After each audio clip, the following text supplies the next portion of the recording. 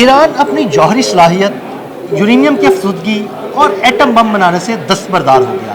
ये वो खबरें हैं जो गुज़िश्ता कई दिन से सोशल मीडिया पर चल रही हैं। इन खबरों में कितनी सदाकत है और क्या वाकई ऐसा है, इस बारे में बात करते हैं आमिर रज़ा से। जी हाँ भाई, शायद ये एक सेहूनी लॉबी हरकत में आई हुई है और ये खबरें ज़ेर गर्दिश हैं कि शायद ईरान अपनी एटमी सलाहियत और एटम बम बनाने से दस्तबरदार हो गया है। इसमें कितनी सदाकत है? आंखें बंद करने से अगर बिल्ली भागती होती तो कोई कबूतर जो है वो बिल्ली के हाथों शिकार ना होता। इस वक्त ईरानी एटमी बिल्ली जो है वो पूरी दुनिया के लिए खौफ का बायस बनी हुई है। लेकिन इस पर मैं बात करता हूँ कि ये बातें क्यों फैलाई जा रही हैं और इसमें कितनी सदाकत है और कितना झूठ है। पहली बात तो ये है कि खौफ किस चीज़ का है। इस वक्त पूरी दुनिया डर रही है ईरान से, उस ईरान से जो 2000 माइल तक मार करने वाला मिसाइल बना चुका, जिस पर आपका पूरा मशरकी यूरोप, जिस पर इजराइल और जिसमें बहुत सारे ममालिक और भी शामिल हैं, मैं नाम नहीं लेता, चलें उनके नाम अदील भाई लेने नहीं चाहिए, उन तक वो मार कर सकता है। और अब वो 5000 माइल्स तक मार करने वाला जिसको कहते हैं इंटरकॉन्टिनेंटल बैलिस्टिक मिसाइल जो है ICBM, वो बनाने जा रहा है। अब आ जाएं ये एटमी टेक्नोलॉजी जो है, इससे क्या ईरान दस्तबरदार हो गया है? बिल्कुल नहीं हुआ। वो उस वक्त दस्तबरदार नहीं हुआ था जब इराक वॉर के बाद उस पर बहुत ज़्यादा प्रेशर था। अमेरिका उस पर सैंक्शन लगा चुका था, चीन उसे लिफ्ट नहीं करा रहा था, रशिया जो नया कोल्ड वॉर से निकला था वो भी उसके उस तरह से मदद नहीं कर रहा था। ईरान देखा जाए तो तन्हा रह गया था। लेकिन आज आपको एक पूरा सर्कल ईरान के साथ मुहावजों का खड़ा मिलेगा। कैसे? इस तरफ से पाकिस्तान, चीन, तुर्की, ये तमाम वो ममालिक हैं जो ईरान के साथ दोस्ती का हाथ बढ़ा चुके हैं। बिल्कुल। अब मुझे बताएं ईरान किस बात पे दस्तबरदार हो? ईरान दस्तबरदार इस बात पर होता था कि उसके पास जो ऑयल की दौलत थी उसको बाहर बेचने नहीं दिया जाता था। आज उसके पास चीन की शक्ल में एक बड़ा बायर मौजूद है। बिल्कुल। आज उसके पास टेक्नोलॉजी की कमी नहीं है। मिसाइल टेक्नोलॉजी में मैंने जैसे आपको बताया कि ICBM बनाने जा रहा है वो, जो 5000 5,500 मील तक मार करेगा और सुपरसोनिक, सुपर हाइपरसोनिक स्पीड के साथ, यानी आवाज़ की रफ्तार से 7 गुना रफ्तार के साथ ये मिसाइल जाएगा। ये सब ईरान ने पाबंदियों के बावजूद डेवलप किया है। अब जब उसके पाकिस्तान के साथ उसने हाथ मिला लिया, पाकिस्तान तुर्की को भी साथ ले आया, आज़रबाईजान भी साथ आ गया, चीन भी साथ आ गया, अब ईरान को किसी से डरने की ज़रूरत नहीं है। लेकिन वो जो बिल्ली को देखकर आंखें बंद करने वाले कबूतर हैं, वो इस वक्त भी कह रहे हैं कि ईरान शायद दस्तबरदार हो रहा है। ईरान हरगिज़ दस्तबरदार नहीं होगा। हाँ, ईरान ने एक बात ज़रूर कही है कि वो अपने एटम बराए अमन और एटम बराए एनर्जी का जो है उस पर कारबंद रहेगा।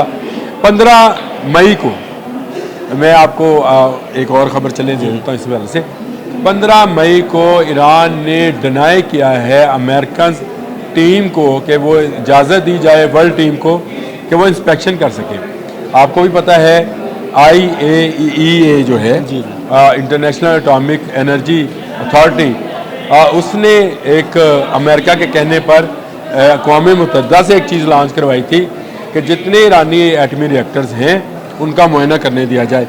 ईरान जानता है कि यही गलती सद्दाम हुसैन ने की थी इराक में, और जो अक़वाम मुत्तहिदा है, जो कि मैं ये समझता हूँ कि बंद ही है अमेरिका की, और अमेरिका में उसका हेड ऑफिस है, उसके माहिरीन जो गए थे उनके रूप में CIA के एजेंट्स थे, जिन्होंने तमाम का तमाम वो लबादा, वो मुलम्मा जो इराक की आर्मी का चढ़ा हुआ था उसको निकाल कर तमाम सबूतों के साथ दुनिया भर में अमेरिका को दिया, और अमेरिका ने दुनिया भर की फौजियाँ इकट्ठी की और कहा आ जाओ, इराक में कुछ नहीं। बिल्कुल। जो आप वो उस वक्त हम सुनते थे कि इराक के पास केमिकल अली के नाम से एक बंदा है जो पता नहीं कैसे कैसे डिज़ाइन के मिसाइल्स और वो बना रहा है। लेकिन जब वो टीम वहाँ पर गई और उसने मुआयना किया तो उनको अंदाज़ा हुआ कि इराक जितना बाहर से मजबूत नज़र आता है उतना मजबूत है नहीं। और यही रिपोर्ट जो थी इराक पर हमले का बायस बनी।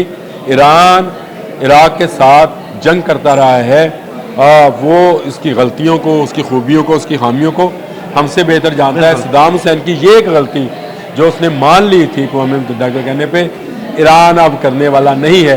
15 मई को उसे डिनाई कर चुका है। अमेरिका ने उस पर दोबारा मज़ीद सैंक्शंस लगाने की धमकी दी है, लेकिन अब के बाद ईरान शायद ये धमकी में नहीं आएगा। उसकी वजह ये है कि उसको पता है कि उसका पाकिस्तान के साथ मिलता बॉर्डर, चीन, इस तरफ से अज़रबैजान, तमाम ममालिक उसकी सपोर्ट के लिए मौजूद हैं। और तमाम ममालिक जो हैं उनका एजेंडा एक है कि ईरान को ज़्यादा से ज़्यादा मजबूत किया जाए, ईरान की टेक्नोलॉजी को बेहतर से बेहतर बनाया जाए, ताकि इज़राइल कभी ईरानी एटमी रिएक्टर्स की तरफ मैली आंख से ना देख सके। इस वक्त ईरान के एटमी रिएक्टर्स को अगर किसी मुल्क से ख़तरा है तो वो इज़राइल है, जो बारहा इस बात की धमकी लगा चुका है कि वो ईरान के एटमी प्रोग्राम पर हमला करेगा। बिल्कुल। लेकिन मैं आपको एक बात बता दूं, जब कोल्ड वार थी, बहुत सारे हमारे नौजवान नहीं जानते होंगे, तो क्यूबा में एक छोटा सा मुल्क है अमेरिका के बिल्कुल साथ, वो बैठा हुआ था क्यूबा, और फेडरल कास्ट्रो उसके हुआ करते थे प्रेसिडेंट। तो अमेरिका ने धमकी लगाई थी, तो उसने कहा था कि मिस्टर प्रेसिडेंट, हमारे पास ना आप जितने जहाज़ हैं, ना बहरी जहाज़ हैं, ना फौजी हैं, ना असला है। हाँ अगर है तो मेरे पास एटमी ब्लास्टिक मिसाइल हैं जो कोल्ड वार के दिनों में रशिया ने वहाँ पर नस्ब किए थे। बिल्कुल। आप मुझ पर एक गोली चलाएंगे, मेरे पास गोली भी नहीं है, मैं वो मिसाइल चला दूँगा। बिल्कुल। इस धमकी के बाद अमेरिका ने कभी जुर्रत ही नहीं की तो वो क्यूबा की तरफ मैली आंख से देखता। कोल्ड वार ख़त्म हो गई, शायद वो मिसाइल्स भी वापस चले गए या उसको डिस्कार्ड कर दिया गया, क्या मामला था। लेकिन उस ज़माने में अमरीकी सदर को ये कहना कि अगर आपने हमारी तरफ गोली चलाई तो हम मिसाइल चलाएंगे, और वो भी एटमी मिसाइल। बहरहाल ईरान इस पोजीशन में आहिस्ता आहिस्ता आ रहा है। अगर वो पहले उसने कभी सर नहीं झुकाया, अब क्या झुकाएगा। वो लोग तो जज्बा शहादत से सरशार हैं और कभी झुके नहीं हैं, कभी डरे नहीं हैं। और अब तो उन्होंने क्यों डरना है कि पाकिस्तान, चीन, अज़रबैजान, तुर्की सब ईरान के साथ हैं। बहुत शुक्रिया अमन भाई जी। बिल्कुल, ईरान ना पहले झुका था और ना अब झुकेगा। अदील अहमद और आमिर रज़ा को इजाज़त दीजिएगा। अल्लाह हाफ़िज़।